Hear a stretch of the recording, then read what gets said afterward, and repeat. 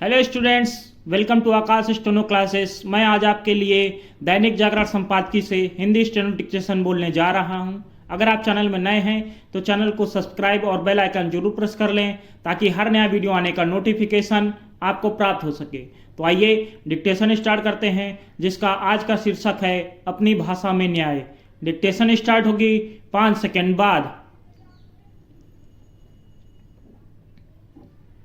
Start. सर्वोच्च न्यायालय और उच्च न्यायालयों के महत्वपूर्ण फैसलों का हिंदी अनुवाद सर्वसुलभ कराने के लिए सर्च इंजन और एक ऐप बनाने की प्रक्रिया शुरू होना स्वागत योग्य तो है, लेकिन इसका सीमित महत्व ही है। यदि यह सुविधा उपलब्ध होती है तो उसका लाभ मुख्यतः विधि के छात्रों, कानून के जानकारों और अन्य पेशेवरों को ही मिलेगा।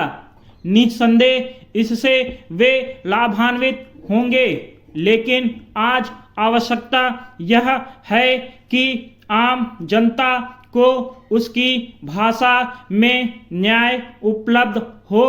हाल में दिल्ली में मुख्यमंत्रियों और उच्च न्यायालयों के मुख्य न्यायाधीशों के सम्मेलन में इसकी आवश्यकता पर बल तो दिया गया, लेकिन इसके प्रबल आसार नहीं दिखते कि इस दिशा में कुछ ठोस हो सकेगा।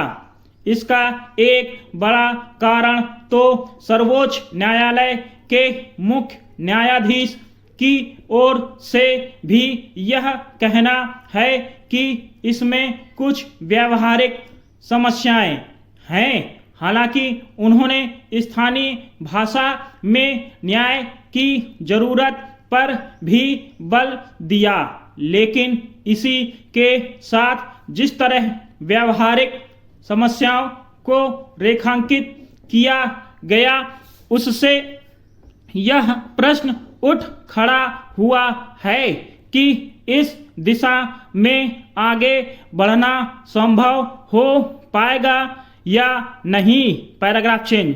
यदि न्यायपालिका के स्तर पर इसमें रुचि नहीं दिखाई जाती कि उच्चतर न्यायालयों के स्तर पर लोगों को उनकी भाषा में न्याय मिले, तो फिर यह आकांक्षा कभी पूरी होने वाली नहीं है। इस मामले में न्यायपालिका के साथ ही सरकार को भी रुचि लेनी होगी और यह देखना होगा कि किसी न किसी स्तर पर एक शुरुआत हो। कम से कम लोक महत्व के मामलों में तो फैसले जनता की भाषा में ही देने का कोई उपक्रम होना चाहिए। यदि दुनिया के अन्य कई देशों में ऐसा हो सकता है तो फिर भारत में क्यों नहीं हो सकता?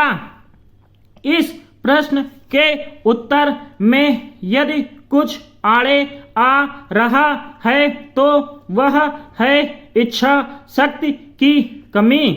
यदि न्यायपालिका और कार्यपालिका उपेक्षित इच्छा शक्ति का परिचय दें तो उन व्यवहारिक समस्याओं का समाधान आसानी से किया जा सकता है जो स्थानीय भाषा में न्याय उपलब्ध कराने में बाधक बनी हुई है।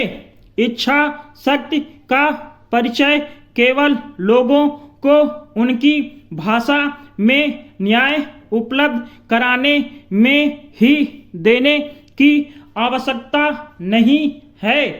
ऐसी ही आवश्यकता समय पर न्याय उपलब्ध कराने के मामले में भी है। यह ठीक नहीं कि निचली अदालतों से लेकर उच्चतर न्यायालयों में लंबित मुकदमों का बोझ बढ़ता ही चला जा रहा है।